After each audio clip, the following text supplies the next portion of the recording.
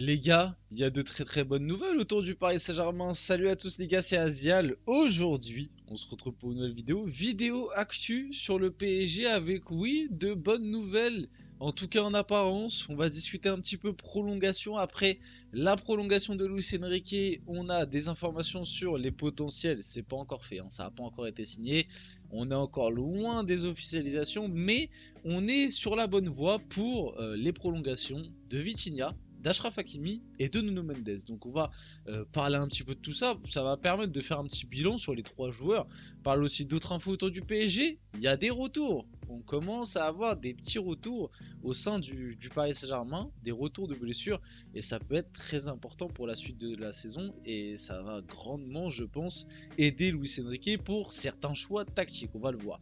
Avant que la vidéo commence, n'hésitez pas à la liker, à commenter, à partager, à vous abonner, ça fait toujours plaisir et ça aide pour le développement de la chaîne, et nous, on va pouvoir y aller dès maintenant. Donc discutons un petit peu des trois joueurs là qui sont en passe de prolonger. Commençons par Vitinha.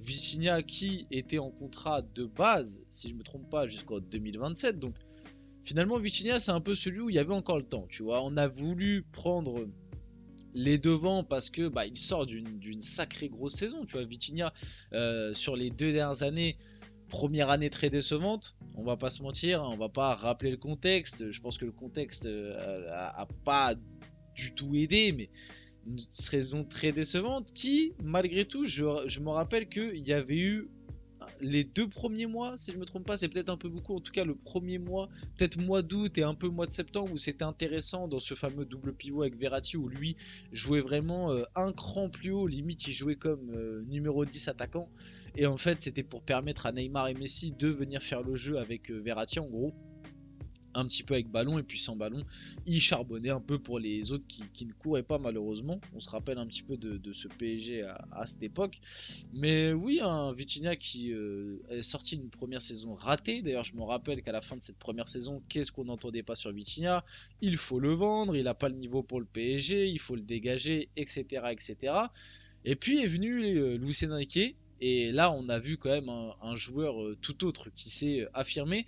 Je pense aussi, et ça de toute façon c'est pas quelque chose que j'invente, hein, c'est quelque chose que plein de gens ont déjà dit, et je suis d'accord avec eux par rapport à ça, que le départ de certains joueurs lui a peut-être permis de prendre un peu plus de responsabilité et de confiance. Alors bon, moi le truc que j'aime pas trop par rapport à cet aspect-là, c'est que pour lui c'est bien, hein. Du coup quand je parle de départ de certains, je parle du coup du départ de Messi, de Neymar, de Verratti. Je pense que ça lui a permis de prendre un peu confiance, de prendre un peu plus de responsabilité, mais ça montre quand même que sur sa première année, il a quand même manqué de mental et de personnalité. Parce que pour moi, c'est pas parce qu'à côté de toi, tu as Messi, Neymar et Verratti que tu pouvais pas déjà montrer les qualités que tu nous as montrées sur la deuxième année, tu vois. J'aurais préféré me dire que c'était plus le style de jeu qui te convenait pas, et je pense que ça c'est une réalité, tu vois, le style de Galtier. Quand tu vois les qualités de Vitinha, tu peux te dire que bon, mais c'est vrai que même dans certains matchs de Ligue 1 où le PSG avait quand même le ballon, etc., même si bon, les circuits de passe étaient peut-être pas aussi bien travaillés et respecté sous Luis Enrique, tu pouvais t'en attendre un peu plus, mais j'aurais aimé un peu plus de personnalité de Vitinha sur sa première saison. Maintenant, sa deuxième saison, pour moi, elle est réussie. C'est le meilleur joueur pour moi l'année dernière du PSG. Incontestablement, c'est celui qui a été le plus régulier, même au début de l'année, alors qu'il n'était pas tout le temps titulaire, qu'il se faisait beaucoup critiquer et attaquer par la commu PSG, notamment parce que certains estimaient que c'était de sa faute que Verratti parte, alors que pour moi ça avait aucun rapport, hein, parce que tu pouvais très bien faire jouer les deux ensemble. C'était juste que Luis Enrique ne voulait pas de Verratti, elle est là la vérité, mais c'est un petit peu Vitinha qui en a fait les frais. Mais moi, dès le début de saison, j'ai vu un joueur très très différent. En plus, au début de saison, il avait un peu un rôle ingrat, encore une fois. On se rappelle de ce fameux 4-4-2 où il était utilisé milieu gauche, en gros, pour défendre un peu, pour clairement couvrir Mbappé. Donc utilisé un peu dans un rôle ingrat. Et malgré tout, moi je trouve que ouais, l'année dernière, comme je dis, ça a été le meilleur joueur sur la saison. Donc la prolongation est méritée. Maintenant, j'espère pas non plus qu'on va lui proposer un salaire astronomique. Déjà, quand je vois le salaire qu'on a proposé à Zaire Emery, enfin qu'on a donné à Zaïre Emery, j'ai très peur. Mais la prolongation est totalement logique et méritée. Il s'inscrit dans le projet. Là, le début de saison est un peu plus compliqué, mais faut pas oublier non plus les blessures. Donc voilà, 2029, on va s'inscrire réellement dans la durée avec Vitinha et ça fait plaisir. Achraf Hakimi. Achraf Hakimi, c'est celui où il y avait le plus d'interrogations. Lui qui est en fin de contrat du coup en 2026 devrait aussi prolonger avec le PSG, accord de principe entre les deux parties. Donc là, c'est très intéressant, accord de principe. Et lui, Hakimi, c'est celui où on avait le plus peur, parce qu'on se rappelle, il y a le départ de Mbappé, avec qui il était très proche, et même l'année dernière, pendant la saison, il y a eu des petites rumeurs à des moments comme quoi le Real Madrid surveillait Achraf Hakimi pour potentiellement le récupérer soit libre en 2026 ou soit à un an de la fin de son contrat, donc été 2025, où tu sais qu'à un an de la fin de son contrat, tu peux généralement récupérer un joueur un peu moins cher. Donc on avait peur un peu par rapport à ça, on avait peur que Hakimi nous la fasse un peu à l'envers, entre guillemets, comme nous a fait Mbappé. Et au final, c'est pas du tout apparemment la direction en train de prendre ce dossier, pas du tout, puisque on avait déjà en fin de saison dernière des petites infos qui étaient sorties comme quoi le club et le joueur discutaient pour une prolongation. Mais on était encore au stade de simple discussion. Et là, apparemment, il y a accord de principe. Et même Hakimi, par rapport à toutes les déclarations qu'il a eues ces derniers temps, moi je trouve que c'est très rassurant pour sa suite au club. Il a déclaré qu'il voulait avoir un rôle très important au PSG, qu'il voulait être qu'il voulait être un joueur qui fera partie de l'équipe qui gagnera la première Ligue des Champions avec le club. Il a dit qu'il était fan, en tout cas qu'il aimait grandement jouer sous Luis Enrique. Enfin bref. Si tu remarques bien, toutes les dernières sorties d'Achraf Hakimi, où il a eu à parler du club, ont toujours été très positives. Les infos autour du dossier sont très positives, donc pour moi, pour le moment, je vois pas d'éléments qui pourraient me laisser penser à un revirement de situation. Après, on sait jamais dans le football, on connaît, mais à l'heure actuelle, tout semble bien parti pour aller vers une prolongation. Et pareil, je suis très content parce qu'Achraf Hakimi, c'est un peu comme Vitinha, voire même pire, parce qu'il est arrivé un an plus tôt, il est arrivé en 2021. Et Achraf Hakimi, on a eu 2 premières années où on a été très frustré et déçu parce que avant son arrivée au PSG, il faisait partie réellement du top latéraux droit au monde. Même s'il jouait dans un rôle de piston, il avait déjà joué dans une défense à 4. Et là, depuis pareil, l'arrivée de Luis Enrique, c'est un joueur qui a retrouvé des couleurs.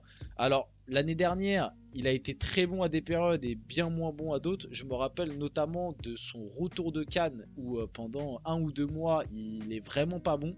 Mais sur la fin de saison, c'était un peu mieux. Sa première partie de saison était très bonne. Donc Achraf Hakimi, on est très content. Et de toute façon, à l'heure actuelle, sur le marché, si on doit être honnête, est-ce qu'il y a réellement pour le PSG meilleur que Achraf Hakimi pour un prix abordable? J'en vois pas, tu vois, il y a Alexander Arnold qui a un an de la fin de son contrat, mais le Real Madrid a l'air de s'être déjà positionné dessus.